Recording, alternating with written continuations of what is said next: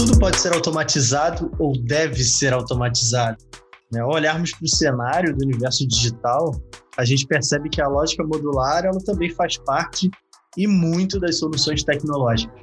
Para entrar nesse tópico, a gente precisa estar alinhado com o fato. Quando robôs de RPA e inteligência artificial dão as mãos, resultados inimagináveis acontecem. Então sejam todos muito bem-vindos e bem-vindas a mais um Mindcraft. Eu sou o Kleber Costa, sou gerente de marketing da MJV. E hoje nós vamos falar muito sobre hiperautomação, sobre RPA, sobre robôs. E quando nós falamos de robôs inteligentes, é inevitável nós não pensarmos em universos de ficção científica, em filmes como Star Wars, por exemplo. E hoje, inclusive, nós estamos gravando esse podcast no dia 4 de maio, que é o Dia Mundial de Star Wars, o May Force. Então, não poderia ter uma data melhor para gravarmos esse podcast. Nos droids, presentes nos filmes, astromecânicos e músicos e todos os outros tipos que roubam a cena de Star Wars. Bom, é verdade que os droids eles estão muito distantes da nossa realidade, estão numa galáxia muito distante, mas a automação é uma realidade emergente e acessível para aprimorar produtos, serviços e organizações aqui e agora. Então, se você quer ir além e descobrir como nós fazemos isso, fica aí conosco até o final, que você não vai se arrepender. E para completar esse time, como eu não seria capaz de falar sobre isso sozinho, eu trouxe aqui um time de peso. A nossa primeira convidada, Jessica Averdanho. Falei certo? Ela vai dizer se eu falei certo. Ela é líder técnica de RPA da MJV e eu descobri nos bastidores que ela ama ciência. Ela, inclusive, ela é aluna de mestrado em engenharia biomédica. Olha isso que interessante. Falou certinho. Olá, pessoal. Muito obrigada pelo convite para bater um papo aqui sobre um tema que eu adoro. Todo mundo aqui na MJV sabe que eu adoro falar sobre isso. Tenho conteúdo para horas e horas para bater papo. Eu realmente amo ciência, como o Kleber falou. Eu sou engenheira da computação, atuo já na área da tecnologia desde 2012. Então, são alguns anos aí, apesar da minha juventude, já trabalhando com a parte de tecnologia. Com isso eu trago também como bagagem algumas implementações de automação e alguns projetos em alguns países como Costa Rica, México, Estados Unidos, China, fora todos os nossos projetos nacionais. Então eu espero contribuir bastante com esse papo aqui de vocês. Ainda mais no dia de Star Wars, Eu estava mostrando aqui para eles, também, que aqui na minha casa tem um monte de miniaturas aqui de Star Wars, então é um assunto que me deixa empolgado. A gente vai fazer um podcast só sobre Star Wars. Pronto, eu acho acabei de definir. Bom, para completar o nosso time, o nosso convidado, Antônio Franco, ele é gerente departamental de ágil e transformação do Banco Next. E eu fiquei sabendo que ele ama pescar, ama estar em família, inclusive que ele ama pescar em família, não é isso? Seja muito bem-vindo, Franco. É isso aí, Kleber e Jessica, que prazer estar aqui com vocês. Eu sou entusiasta do tema aí e sim, adoro uma pescaria. Se for em família, melhor ainda. Bons momentos aí de descontração e ambientes junto à natureza, A gente agora está cada vez mais aí dentro de casa, Uma pescaria a gente acaba indo para fora. E o tema em si, apaixonante, mas eu tô aqui como café com leite, hein? Tá louco. A Jessica aí, rapaz, eu posso perguntar? Eu vou começar perguntando aí. Pode, ficar à vontade. Obrigado, uma honra estar aqui com vocês. Obrigado, a gente que agradece por ter aceitado o nosso convite. E então, vamos sem enrolação, vamos começar o nosso episódio. Eles já tiveram experiências de trabalhar juntos dentro desse contexto, então eu acho que a troca ela vai ser bem rica daqui em diante. A automação ela começou a ganhar cada vez mais notoriedade, ela começou a ficar cada vez mais comum dentro das empresas. Parece que o boom do RPA é o que a gente chama de hiperautomação, A gente tem falado muito sobre hiperautomação, mas eu estou falando alguma besteira, você me corrija, é certo isso? Exatamente. A gente começou a falar sobre hiperautomação no fim do ano passado, então ele surgiu aí como uma tendência nesse último ano, justamente para encontrar uma nova dimensão, da automação. Então, aquela partezinha ali do RPA, ela começa a ganhar uma nova visibilidade pensando em novos encaixes, em novos tipos de solução. Bom, para mim é muito interessante, né, poder estar participando, fazendo, né, esse podcast como host, porque a gente vai falar aqui de assuntos variados, né, que tangem o universo MJV. Eu, como gerente de marketing, RPA é um assunto que, além de me interessar muito, não é algo que faz parte do meu dia a dia, né? Assim, Ainda. quer dizer, ainda, exatamente. É isso que eu ia falar. Eu tenho certeza que quando eu sair desse episódio, quando a gente terminar esse episódio, eu tenho certeza que a minha cabeça ela vai mudar muito e eu vou começar a pensar em coisas que poderiam ser automatizadas e ainda não são. E eu queria que você explicasse um pouquinho para a galera que está nos ouvindo, que talvez seja essa uma dúvida frequente deles. Pode-se dizer, então, que a hiperautomação ela é um passo adiante do contexto de RPA ou ela está inserida dentro desse contexto? Como que é? Seria uma fase 2, né? Porque o RPA a gente tem um processo de automação, mas o que difere da hiperautomação? São dois passos distintos, né? Em momentos distintos. E ouso falar que existe um passo antes do RPA, né? Então, assim, para você implementar RPA, a primeira coisa que você precisa pensar é em processos, né? Eu sou a grande defensora, né, de otimização e melhoria contínua de processos. Quando você tem um processo no seu estado ótimo, né, o seu estado ideal, você pode começar a pensar numa automação, né? E aí a gente pensa geralmente em RPA, né? Porque você tem um ganho muito mais rápido. Acho que até o Franco pode falar muito bem sobre isso. A gente busca mais as quick wins, né? Os ganhos rápidos.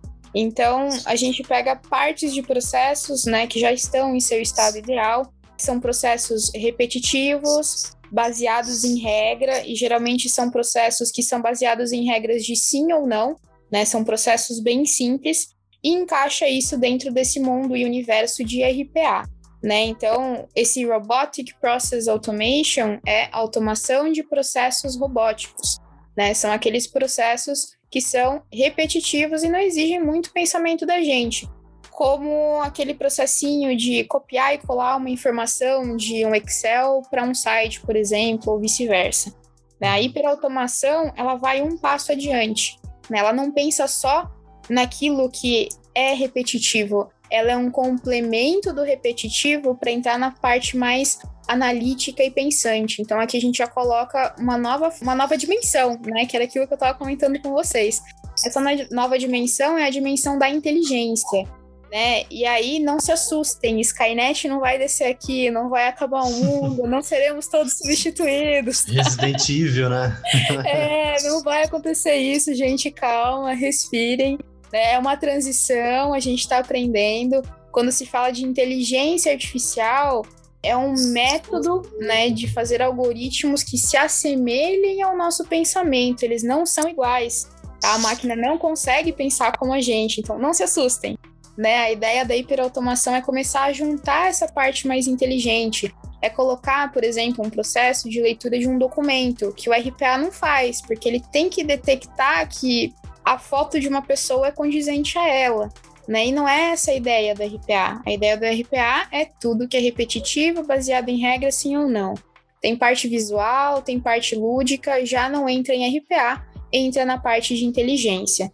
Então, a hiperautomação, ela acaba virando um framework, né? Então, ele é um conjunto de coisas que vão determinar essa automação do começo ao fim, né? Então, ela vai um passinho à frente.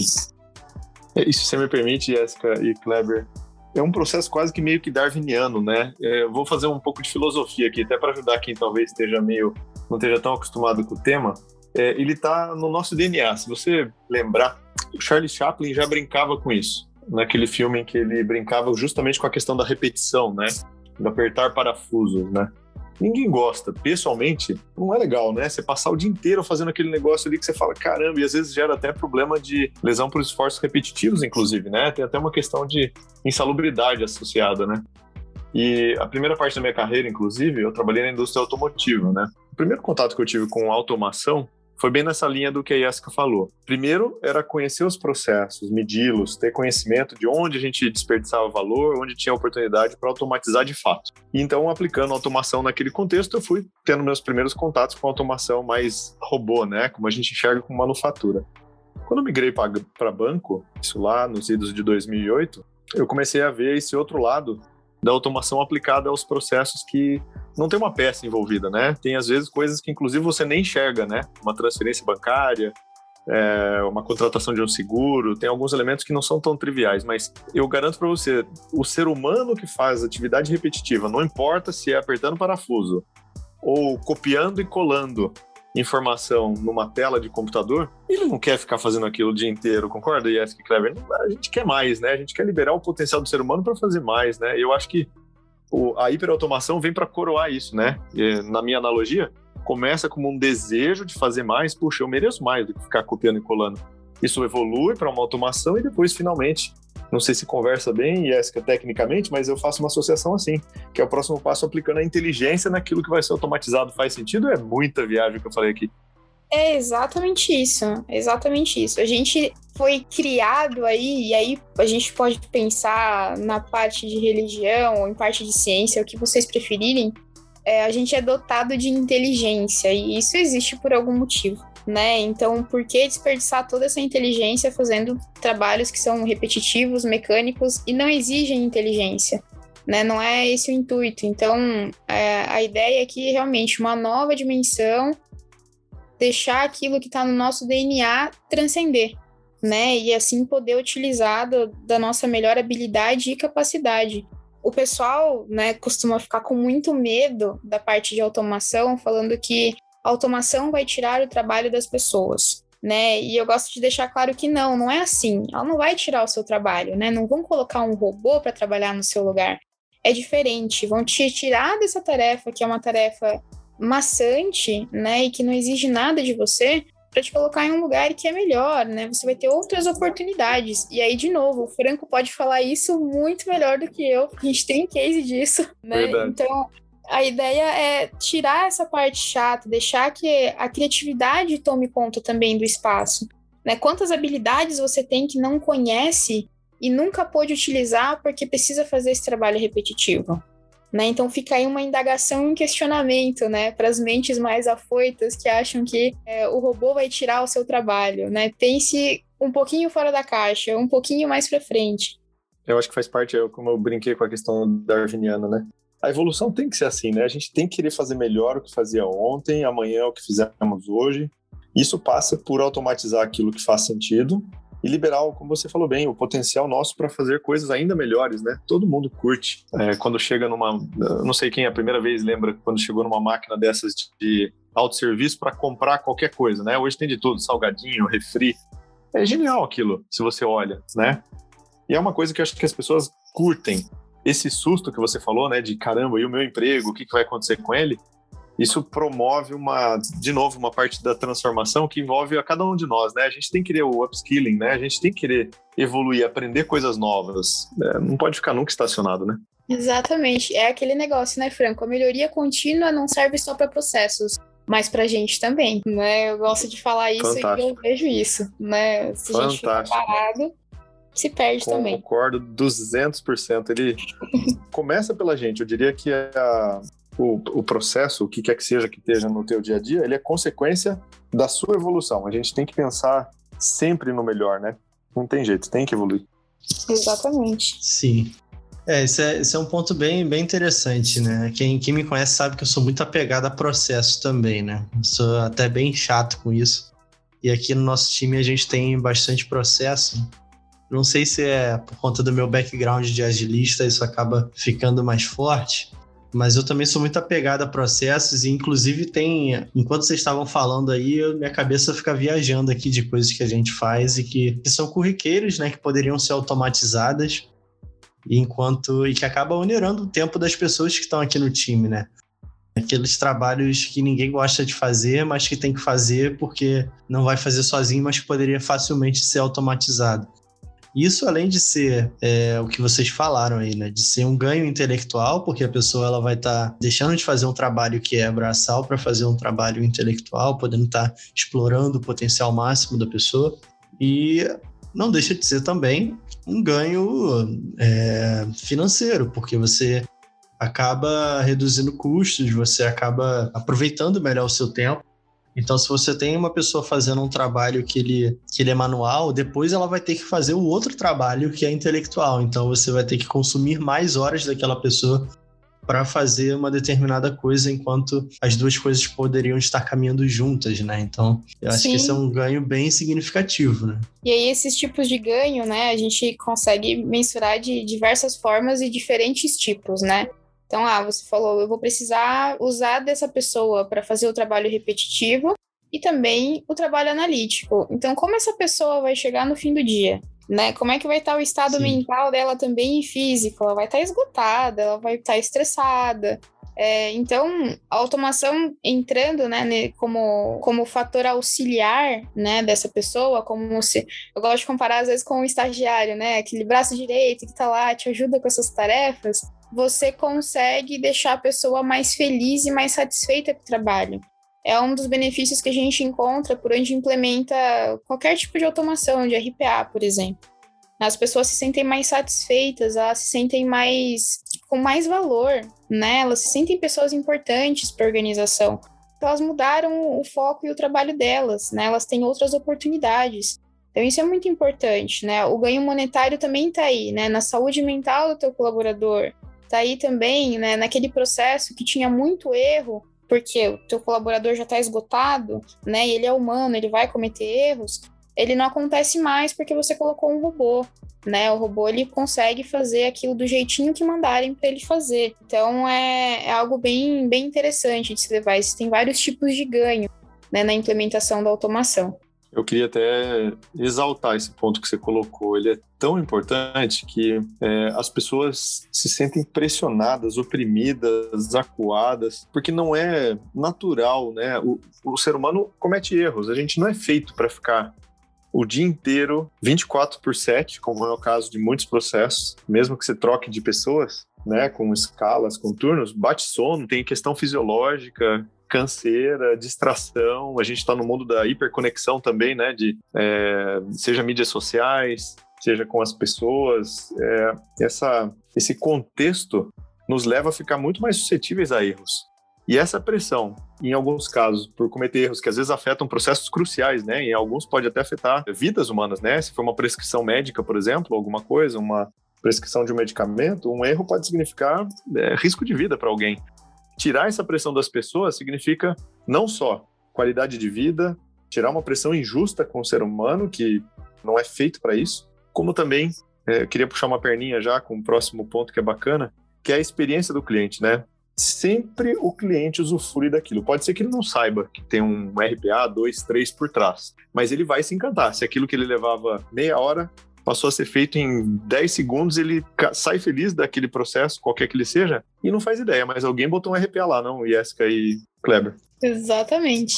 Sem dúvida. E assim, dentro do meu contexto, né, dentro do meu dia a dia, eu tenho alguns processos que eles são automáticos, né, mas eles são processos que estão na mente das pessoas que podem ser automatizados, como, por exemplo, o envio de um e-mail, né, então eu consigo ter um fluxo de automação rolando para que, dependente de uma ação que o usuário faça dentro do meu site, ou baixe algum conteúdo, eu consiga fazer ações com ele, eu mandar um e-mail. Se ele acessou a página X, eu posso mandar um material referente àquela página. Então, são esse tipo de automação. Eu gosto sempre de falar para os nossos ouvintes que as coisas que a gente fala aqui, que a gente faz para os nossos clientes, a gente faz dentro de casa também, né? Quando a gente estava gravando o episódio de agilidade, eu estava contando para eles, né, o que a gente faz de agilidade aqui dentro. E aqui no MJV, a gente também tem processos que antes não eram automatizados e que hoje são automatizados, como o processo de contratação, por exemplo. Exatamente. Antigamente era um processo que era um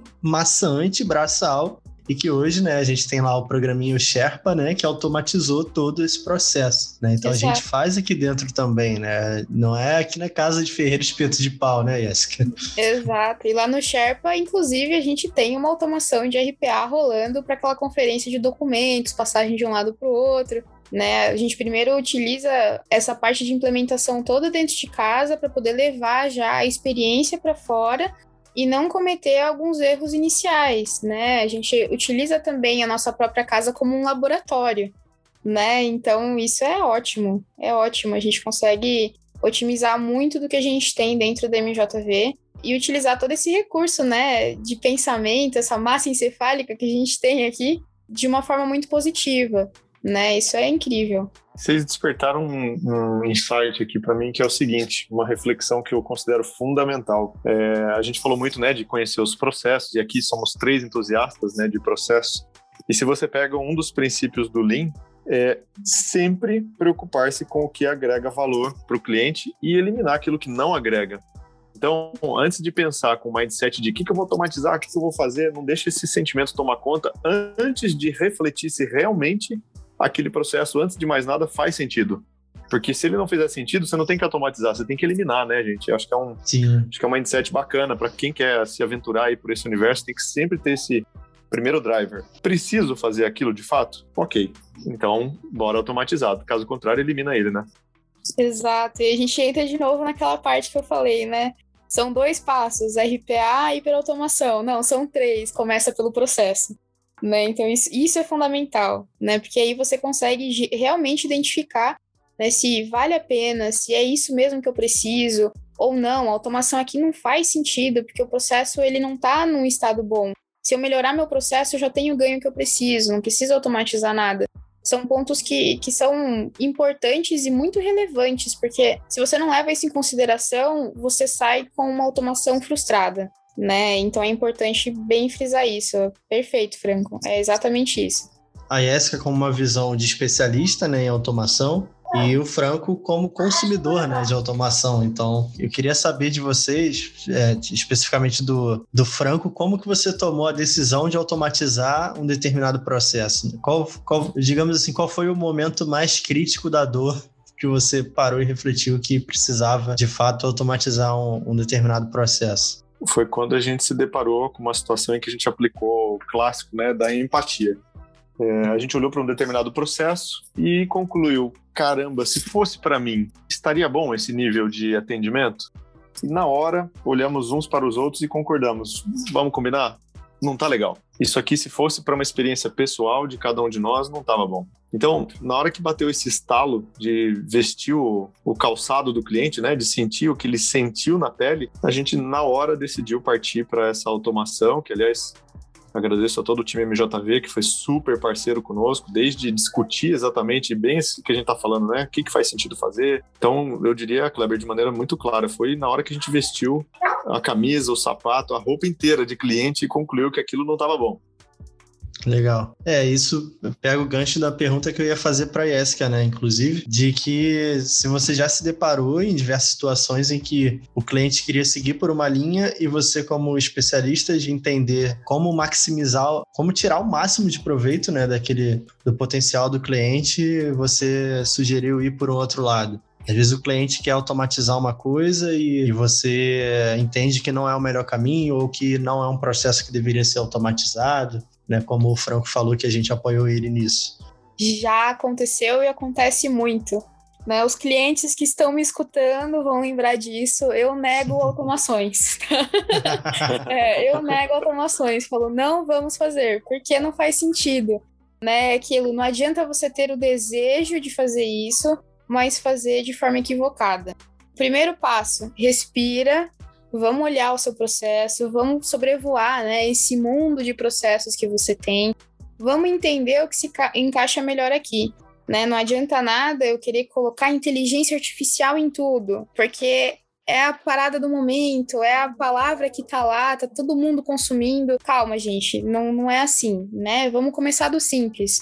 Vamos entender o processo, vamos ver como ele funciona. Ele entra no RPA ou não? Ele precisa de RPA com mais alguma coisa? Vamos começar por RPA, vamos fazer um passo pequeno.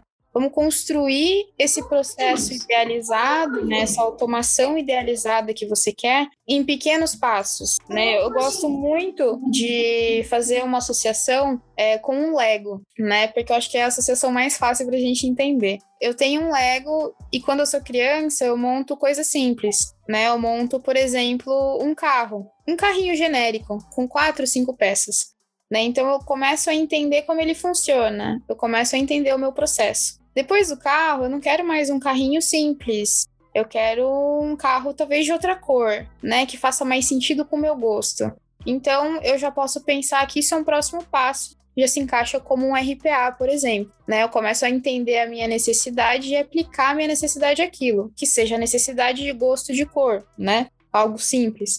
E depois disso, eu não quero mais só a cor, agora eu também não quero mais um carro genérico. Eu quero uma Ferrari, eu quero uma Porsche. Então eu consigo montar isso com bases de conhecimento com os mesmos tipos de peça que eu já tinha. Eu só vou aumentando as minhas coisas conforme o meu entendimento, né? Então é muito importante você entender em que ponto você está, né? Não adianta a gente falar de hiperautomação se você nem começou a olhar para os seus processos, se você ainda não melhorou suas aplicações, né? Se os seus usuários estão te falando, né? Os usuários que eu digo são pessoas que fazem o processo todo dia. Estão ali falando, gente, esse processo é um processo ineficaz. Ou eles não entendem o próprio processo. Para você saber, quem não entende o próprio processo é simplesmente chegar e perguntar, por que você faz assim? A resposta que eu mais escutei nesses últimos anos é, porque sempre foi assim, eu aprendi assim e eu faço assim. Nunca se questionaram o porquê, né? E entender os porquês faz parte também do nosso ser, né? O ser humano pergunta por quê, né? Quando a gente é criança, tem a fase dos porquês, né? Mantenham os porquês, é muito importante em processo. E é importante entender onde você tá, né? Então, não fiquem com medo de saber os porquês, de perguntar, de saber onde está. Né, dê um passo de cada vez, não um passo maior do que a perna, porque quem dá um passo maior que a perna tem um tombo maior também, né? Isso vale para tudo. Então, parem, analisem para antes de sair fazendo tudo, né? Que aí a receita do sucesso é essa, né? Com calma, um passo de cada vez e se preciso ou não preciso disso, né? Acho que vocês lembram também de um desenho infantil chamado Mowgli, o Menino Lobo, que o Balu cantava somente o necessário, o extraordinário é demais. Né? Isso Sim. Vale aqui também, né? Então, vale a análise, né, e reflexão. Eu tenho uma brincadeira que a gente faz aqui quando vai olhar para automação, processos, a gente brinca onkotô, ponkovô, né? Em vez de to be, should be, a gente brinca com onkotô, ponkovô. Essa visão que a Jéssica colocou é muito importante. Você tem que ter uma visão para o futuro antes de automatizar, porque às vezes aquela automação pode sequer conversar com a sua estratégia de dali 2 meses. E a gente chega a falar, inclusive, que toda automação tem que nascer com uma data de validade aqui, porque alguma solução, talvez arquitetural, pode e deve ser adotada, mas ela tem que ser primeiro pensada, né, Jéssica e Kleber? Então, a gente chega a desafiar as pessoas a não só trazer a proposta da automação em si, mas conectá-la com um horizonte minimamente de médio prazo, porque ela tem que fazer sentido, ela tem que se pagar, ela tem que ter sustentabilidade e eventual aproveitabilidade dentro de um contexto maior. Acho que é bem importante isso que você colocou, só um complemento aí. E, assim, eu queria tirar uma dúvida com vocês, na verdade, porque eu imagino, vocês já falaram um pouco, né? Mas eu imagino que a gente deva enfrentar muitos desafios no processo de automação, né? Porque, como vocês já bem citaram, geralmente são processos que envolvem muitas pessoas, muitas áreas. Então, eu imagino que deve ser bem desafiador, né? Você partir por um processo automático, né? Mas esses desafios, eles vêm acompanhados de benefícios também. Então, na visão de vocês, o que vocês acham que é o maior desafio na hora de iniciar um processo, seja de RPA ou hiperautomação, e qual é o principal benefício, né, que após você superar esses desafios vocês conseguem obter? E aí vocês podem olhar para a experiência de vocês, né? O Franco dentro do setor financeiro, a Jéssica, esses milhões de casos que ela já enfrentou. Na visão de vocês, o que é o mais desafiador e o que é o mais gratificante, né? Qual é o maior benefício? Quer começar, Jéssica? Posso começar. Questão de desafios, assim, né? É muito comum o que a gente estava falando de as pessoas têm medo de perder os seus lugares para as automações, né? Então, isso gera uma resistência à mudança muito grande. Né? Mudança, tecnologia, a gente pode ver isso como um contexto histórico também, né? Não é só agora que a gente fala de RPA e de hiperautomação, né? Isso já acontecia na época da Revolução Industrial. Né? As pessoas têm medo daquilo que é novo, daquilo que é desconhecido. Mas o meu gancho para isso, né, para que vocês pensem é que, tudo bem, a gente tem medo, né, daquilo que é desconhecido, mas isso gera oportunidades, né? Pensem que se ninguém tivesse inventado soluções, por exemplo, de atendimento, a gente teria telefonistas até hoje.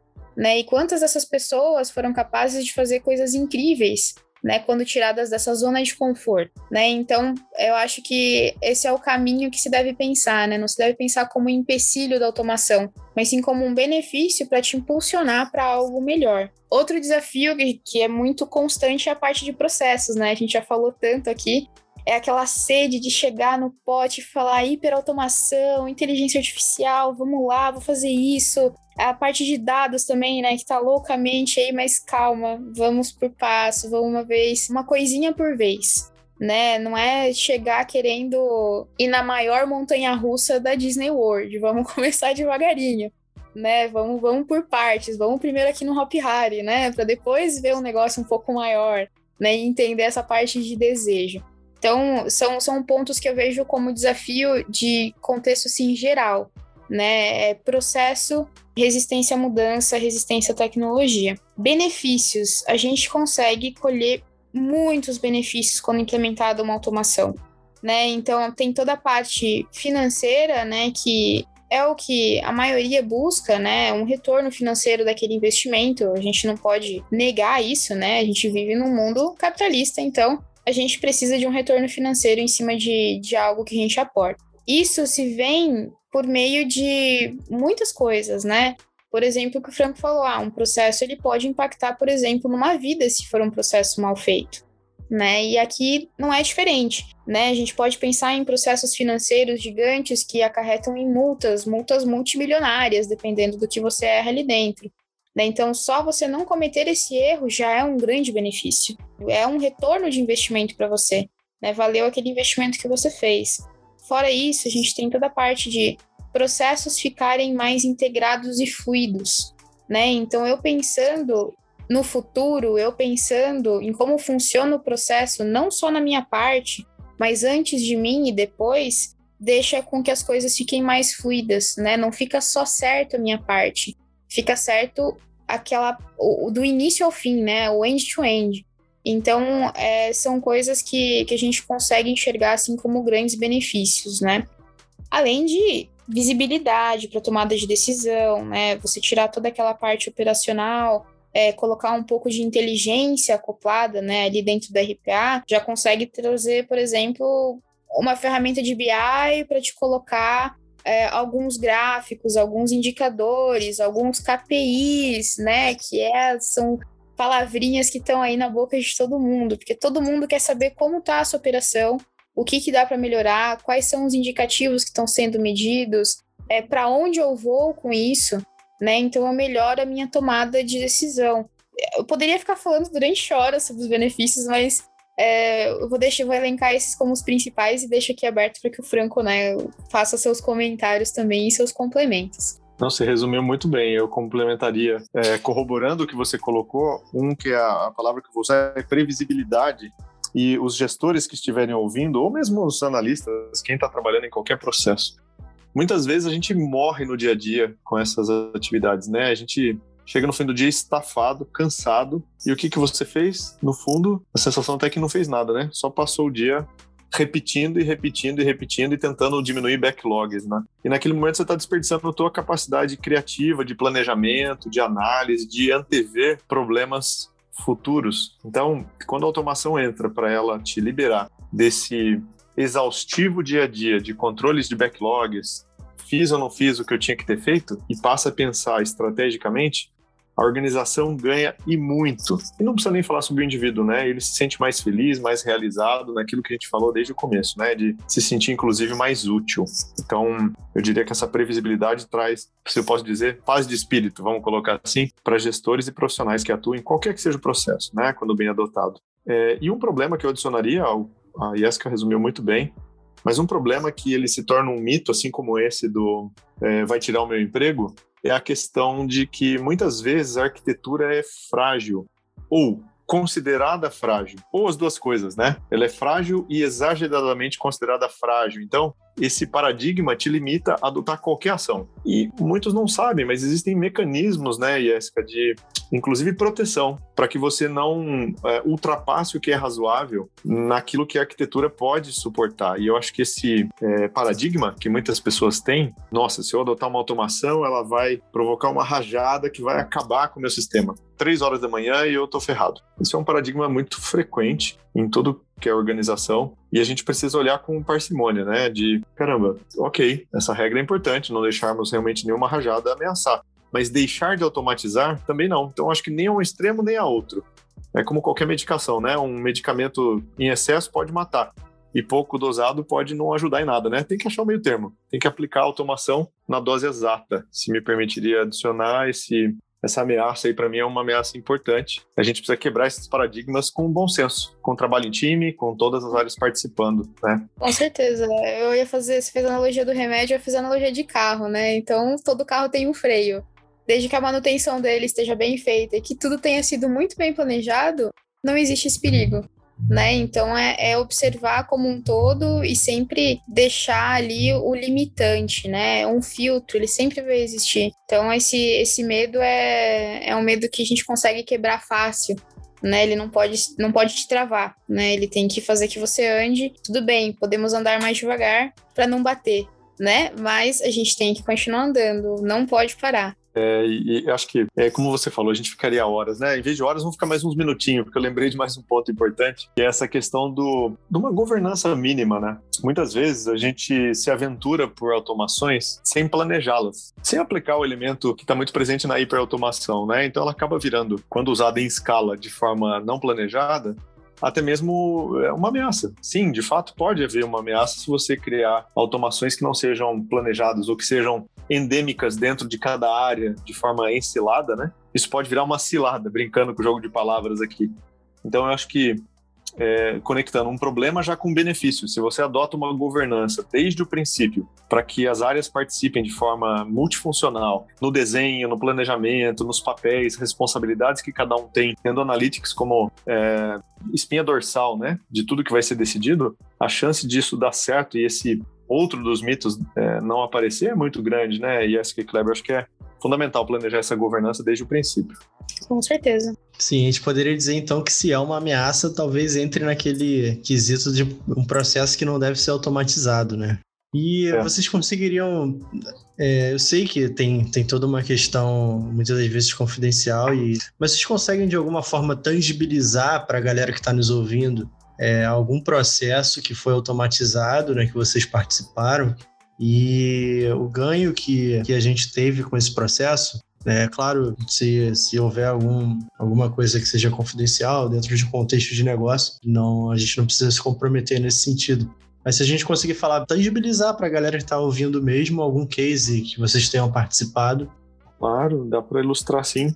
Esse mesmo que eu falei agora há pouco, em que a gente usou a empatia, né, para falar, puxa vida, se fosse comigo o cliente, eu não gostaria de ser atendido assim. Uhum. Esse processo em si, eu não vou entrar em detalhe, claro, mas detectado que ele era um problema, ou seja, estava incomodando os nossos clientes, nós decidimos ter como parceira a MJV, como parceira, né, a MJV, para a gente realizar aquela tour, uma POC, testar o conceito mesmo, como é que seria aplicar o RPA aqui na nossa empresa. Em pouco mais de 30 dias, acho que em torno de 45 dias mais ou menos, essa automação foi desenvolvida. A gente conseguiu ganhos significativos, redução de backlog, uma absurda melhoria da experiência do cliente, que passou a ser atendido dentro do SLA planejado para aquela atividade. Houve ganho expressivo em FTEs, ou se você preferir, em redução de tempo de processamento, tempo de operação. A gente ganhou tempo para fazer outras atividades que a gente tanto falou aqui. Isso foi uma realidade. Isso em 45 dias, algo muito rápido entre detectar a dor, planejar a melhor forma de tratá-la via RPA e a sua execução. Não, Jéssica, acho que dá para resumir mais ou menos assim, né? Você lembra de algo que complementaria aqui? Esse episódio foi uma POC, uma prova de conceito, que a gente adotou para justamente vender o que deveria ser uma futura e agora corrente evolução para um COI de automação dentro da empresa. Legal. Isso, que aí o COI, para quem não conhece a palavrinha, né, é um Center of Excellence, um centro de excelência que vai fazer toda aquela parte de governança né? Ele vai ser o maestro que vai dizer quando o robozinho entra, quem vai ser automatizado, como vai funcionar os processos, quem é responsável pelo quê, né? Então, vocês percebem, primeiro, a gente tem alguns passos a seguir, né? Essa parte de prova de conceito é super importante para você entender se isso cabe também na sua organização e entender qual é o plano futuro, né? E, de novo, não adianta sair automatizando tudo, né? Porque quem quer automatizar tudo também tem que ter controle disso, né? Não pode deixar tudo solto, porque senão a automação acaba virando uma frustração, né? Porque você vai ter muitos problemas, então você tem que ter alguém que segure tudo isso antes de virar um problema, que preveja antes de virar um problema, né? Mas é bem esse o caminho, assim. Legal. Bom, por fim, né, a gente já está caminhando aqui para a parte final do nosso episódio, mas para a gente fechar aqui o nosso papo, eu queria saber de vocês, olhando para o futuro, né, olhando para frente, no entendimento de vocês acham que a hiperautomação, né, especificamente, que é algo que move mais com inteligência, com negócios, né, de fato, vocês acham que isso vai estar cada vez mais presente nas empresas e as empresas que, por exemplo, não estiverem olhando para isso, elas podem de alguma forma tá perdendo alguma coisa ou deixando de ganhar? O que vocês enxergam de futuro da hiperautomação dentro das empresas? Eu vou colocar da seguinte forma.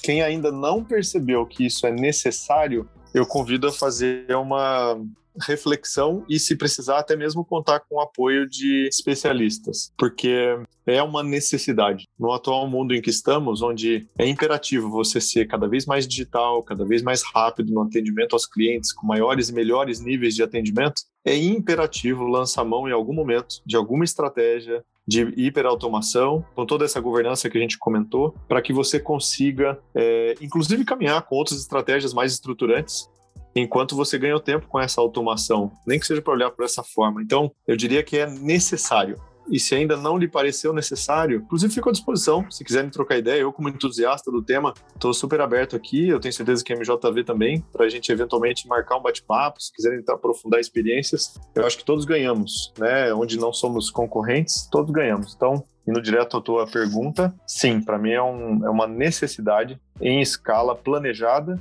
e alinhada com todas as áreas da empresa. Eu concordo absolutamente com o Franco, não tenho nem muito o que complementar, né? Eu gosto de falar uma coisa, né, que o pessoal, às vezes, quando a gente fala, né, de hiperautomação, quando fala de automação também, gosta de falar assim, mas em time que se ganha não se mexe, né? Tá tudo certo aqui. Não é assim que funciona, gente, né? O time que tá ganhando, uma hora ele vai perder. E você poderia prever algumas melhorias ali antes de que isso acontecesse, né? A gente sabe, por exemplo, que, fazendo essa analogia, né, entre jogadores, todo atleta tem um tempo de vida, né? E aí, quando chegar esse tempo dele, do estado ótimo dele ali, o que vai acontecer? Você vai ter que esperar o pior acontecer para começar a agir? Não. Faça antes. É melhor você ir na frente do que correr atrás das coisas, né? Então, a hiperautomação, ela está aí nesse último ano, já tem muita coisa, né, que foi feita. A gente tem casos e casos, né, de juntar RPA com coisas um pouco mais simples, né, para tirar um pouco desse medo, como leitura de documentos pessoais, leitura de imagens, né, que são coisas mais simples para quebrar esse paradigma, né, desse medo dessa mudança, né? Então, é necessário, né? E se você não tem isso, você vai ficar para trás, né? Então, é bom começar a pensar, estruturar isso e se adaptar, né? Fazer pequenas provas de conceito, por que não? Ver se isso se enquadra também na sua organização, né? Mas eu vejo isso também como uma coisa muito necessária. Eu concordo com tudo que o Franco colocou. Legal. Bom, a gente está caminhando para o final e, para finalizar, a gente tem sempre um quadro que a gente introduz aqui junto com os nossos ouvintes, né? Então, solta a vinheta aí, editor, e vamos para o nosso quadro. Bom, o quadro que nós vamos introduzir hoje é o Doses de Inovação. Então, eu queria saber de vocês, né, dos nossos convidados, se vocês podem dar aí para os nossos ouvintes, né, uma dica, uma sugestão de alguma leitura que vocês tenham feito sobre o tema, seja um livro, um filme, uma série que, né, tirando o site da MJV, o blog da MJV, que você vai encontrar vários conteúdos sobre RPA e hiperautomação, queria saber dos nossos convidados se vocês têm alguma dica, algum livro, algum filme, uma série que aborde o tema que vocês queiram deixar aí para os nossos ouvintes. Eu vou dar uma dica empírica, se você me permitir. Sei que você pediu outra coisa, mas eu vou me permitir dar uma dose empírica. À vontade. Contando um caos aqui, né? Brincando com os colegas mineiros aqui. Véspera de carnaval, a gente estava com um gap de capacidade num processo lá muito grande e um colega falou o famoso "e se?" durante uma conversa informal. Ela não tinha nem o propósito de resolver este problema em si. E a partir desse "e se", em menos de 5 dias, nós conseguimos mais que triplicar a capacidade desse determinado processo. Em cima desse "e se" é que eu queria deixar minha dica. Valorize demais esses momentos, vou chamar aqui de "e se", tá bom? Me permitam o neologismo aqui. Valorizem isso, catalisem essas discussões, porque muitas vezes o poder desse "e se", como foi esse caso recente, e é caso real esse ano, vivido esse ano, véspera de carnaval, nós conseguimos um resultado fantástico, com ações totalmente de processo, não foi investido um único centavo tecnológico, foi apenas mudanças de processo na linha do que a Jéssica e o Kleber comentaram. Então, minha dica para inovar, nem sempre grandes ferramentas, sim, elas são úteis e têm as suas aplicações, tá? Não me leiam aqui como quem não gosta de ferramentas, não é isso não. É só para dar uma dica prática de valorizar os momentos "e se", desses insights que lapidados viram boas ideias. Os nossos saudosos cafezinhos, né, Franco? Isso aí, Jéssica, isso aí. Os melhores momentos para encontrar soluções, debater ideias, realmente, concordo. Além disso, eu vou deixar uma recomendação de um autor que eu gosto bastante, que ele fala muito sobre inteligência artificial. Inclusive, se ele me escutar nesse podcast, muito obrigado, Ricardo Linden, eu adoro o seu conteúdo. Você me ajudou muito na graduação, tá me ajudando no mestrado também. Vou te levar para a vida. Ricardo Linden, ele faz muitos livros voltados para algoritmos genéticos, né? Então, ele é mestre, né? Ele é engenheiro da computação também aí pela PUC do Rio de Janeiro. Ele é um ótimo escritor, ele traz o conteúdo de uma forma muito leve, né? Inclusive, é um conteúdo muito técnico que pode ser entendido, né, por quem não tem todo esse conhecimento técnico. Tá? Então, se você quiser aprender um pouquinho de inteligência artificial, dos algoritmos genéticos, né, que estão lá dentro desse mundo de inteligência artificial, fica aí minha recomendação do Ricardo Linden. Fora isso, a gente tem outros filmes, tem alguns filmes, né, que são muito famosos nessa parte de automação, de você pensar em como as automações podem interferir aí na nossa vida. Uma dos filmes que eu adoro, tá? E não é um filme recente, é o filme Wall-E, uma animação, né? Uma animação da Pixar. Então, o que ele mostra pra gente é até onde conseguimos chegar também e onde a gente tem que entrar com pontos de observação. Assistam, faz a minha criança interior muito feliz, eu acho que vai fazer vocês também muito felizes e pensar também em todo esse mundo, né, de automação, no mundo dos robôs, tá? De uma forma um pouco mais amigável e compreensível também. Bacana, ótima dica mesmo. Bom, gente, então chegamos ao final do nosso episódio. Quero agradecer mais uma vez a Jéssica e ao Franco por terem topado conversar aqui comigo, e dar esse presente aí para os nossos ouvintes, né? Eu, particularmente, aprendi muito aqui nessa 1 hora que a gente passou. A minha cabeça mudou bastante relacionada ao tema. Então, eu tenho certeza que quem está nos ouvindo aí também, seja uma pessoa técnica ou algum gestor, eu tenho certeza que foi muito esclarecedor para quem está nos ouvindo. Conseguimos entender as diferenças entre RPA e hiperautomação, conseguimos sintetizar bem todos esses temas e, como eu falei para vocês, né, no final a gente sempre deixa um bônus para os nossos ouvintes que nos acompanharam até aqui. Para você receber esse bônus, é só acessar mjvinnovation.com/Mindcraft e lá você vai ter um conteúdo exclusivo para você que nos acompanhou aqui nesse papo incrível.